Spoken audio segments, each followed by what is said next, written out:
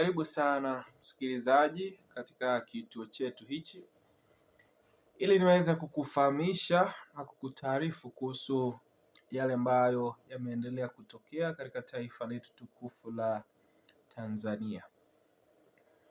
Msikilizaji, taarifa ninayoipata siku ya leo imepewa kichwa cha kivuli cha Oktoba 29 na ni taarifa ambayo imetumwa kwa vyombo vya habari. Imesemekana kwamba itolewe kwa haraka.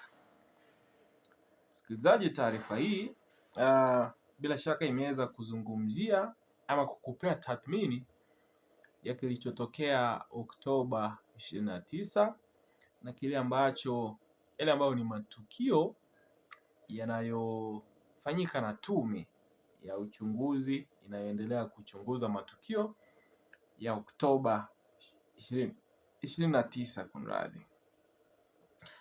Hebu nikupeleke katika kifungu cha kwanza cha taarifa hii msikilizaji, ambacho kinasoma hivi: ni miezi minne imepita toka gaidi kiongozi Samia Suluhu Hassan. Msikilizaji, taarifa hii imemtaja Samia Suluhu kama gaidi na familia yake ya gaidi Abdul Hafidh Amir, gaidi Wanu Hafidh Amir ambao ni watoto wa Samia Suluhu Hassan, na gaidi Mohamed Mchengerwa mkwe wa Samia Suluhu Hassan na mume wa Wanu, pamoja na vikaragosi vyao walipotekeleza mauaji dhidi ya raia wa Tanganyika zaidi ya 10,000 yaliyofanyika Oktoba na Novemba mwaka 2025. Ikaendelea kusema kwamba kumekuwa na mbinu na jitihada mbalimbali za kuhakikisha machozi, vilio na misiba ya raia wa Tanganyika vinapotezwa au kufichwa au kutumia matukio mbalimbali. Hii imekuwa ikifanyika ama imekuwa ikifanywa na watawala batili ambao wamekuwa wakizurura kwenye majukwaa kutapeli wananchi. Tume feki ya Chande iliyopewa kandarasi ya kuchunguza matukio ya uvunjivu wa amani yaliyotokea Tanganyika kabla, wakati na baada ya uchaguzi wa Oktoba 29 mwaka 2025 ambao haukufanyika, imeendelea kuchezea kodi za Watanganyika. Sasa hivi tume hii imekuwa na kazi ya kutengeneza ushahidi batili wa kumwezesha gaidi kiongozi Samia Suluhu Hassan, familia na washirika wake wa mauaji kukwepa mkono wa sheria kwenye mahakama ya kitaifa ya uhalifu ICC. Tume hii haramu imeendelea kile kinachoitwa uchunguzi wakati maelfu ya raia wameendelea kupotezwa, kufungwa, kuteswa na kudhalilishwa, kulawitiwa na hata kufirwa na Bwana Faustin Jackson Mafuele na Haji Oman Heir pamoja na magenge yao. Mafuele na Heir ndio maamiri wa vikosi vya kigaidi vinavyoendelea uharamia unaoendelea nchini, wakishirikiana na gaidi Abdul Hafidh Amir ambaye ndio mfadhili mkuu wa ugaidi na uharamia unaoendelea Tanganyika na nje ya mipaka ya Tanganyika. Kisha ikasema kwamba tume feki ya Chande imeendelea kuwa mtego wa kukamata na kuwapoteza mashahidi muhimu kwenye kesi zilizopo kwenye mahakama za kikanda na za kimataifa, hasa mahakama ya kimataifa ya uhalifu wa ICC.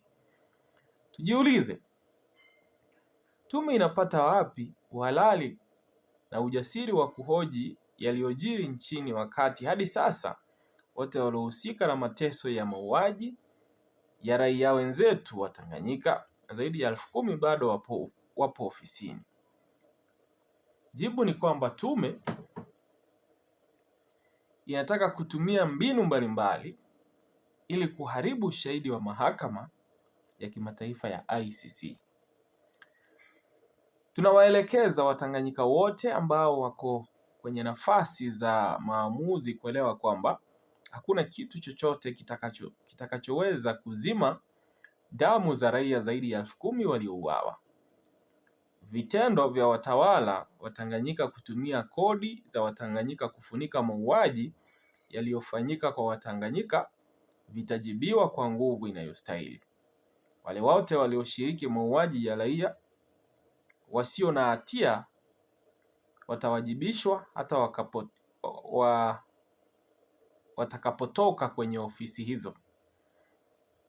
Tunawapongeza sana wapiganiaji wetu wa mstari wa mbele wa Gen Z kwa kuhakikisha kwamba kila anayejaribu kutweza damu za raia wa Tanganyika wasio na hatia waliouawa tarehe 29 Oktoba mwaka 2025 inadhibitiwa, kuwasaulisha au kudharau mateso ya raia wa Tanganyika walio kwenye msiba usioisha.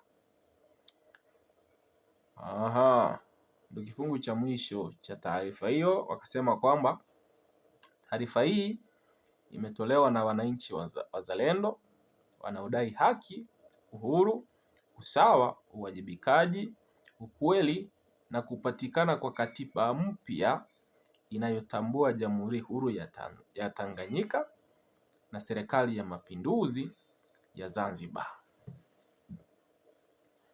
Msikilizaji, taarifa hii ambayo nimekusomea na tukemea tumekuwa pamoja, bila shaka inazungumzia matukio ya Oktoba mwaka 2025 na kile ambacho kinaendeleshwa na tume hii ya Chande. Kulingana na taarifa hii msikilizaji, ni kwamba tume ipo kwa ajili ya kupoteza ushahidi ambao upo na ambao unaweza kutumika dhidi ya viongozi waliopo mamlakani sasa hivi kwenye mahakama ya kimataifa ya ICC. Na kwa sababu hiyo Samia kaiteua tume hii ili kujua wale ambao wana ushahidi na kutafuta njia za kupoteza ushahidi huo. Kuna kisa msikilizaji, niliwahi kuhusia kuhusu mwanadada mmoja katika mkoa wa Mbeya ambaye aliweza kurekodi video. Alikuwa anafanya kazi yake kwenye chemist ama duka la kuuza madawa. Alafu vurugu zilipotokea alikuwa yupo dukani, lakini alishuhudia kilichokuwa kinaendelea. Kwa sababu hiyo akachukua simu yake akarekodi polisi walipowashambulia watu na kuwaua. Sasa ilipotokea kwamba tume imeenda eneo lao kutafuta watu ambao wana ushahidi waweze kuwasilisha kwa tume ili kuweza kushughulikiwa, kuonyesha ni nani ambaye alivunja amani siku hiyo. Mwanadada huyu alipotokea akaiwasilisha video ile kwa tume, na baada ya siku chache mwanadada huyo akapotea. Kwa hivyo msikilizaji, kila ambacho unapata kukiona kwamba tume kwa mbali unaweza kuona kama inafanya kazi ama inashirikiana na Watanzania, lakini kila ambacho wanakifanya ni kupoteza uwepo wa ushahidi utakaoweza kutumika na mahakama ya kimataifa kuwakosoa ama kuwaletea ukamataji viongozi ambao wako madarakani sasa hivi nchini Tanzania. Na jambo hilo bila shaka wamekataa kuruhusu lifanyike. Msikilizaji, hebu endelea kutufuatilia ama kutia subscription kwenye kituo chetu hichi kwa sababu tupo hapa kila siku kuhakikisha kwamba tunakutaarifu na kuyachambua zaidi yale ambayo yanaendelea kutokea. Jina langu ni Presenter Kuton, zidi kutufuatilia tuendelee kufahamishana zaidi.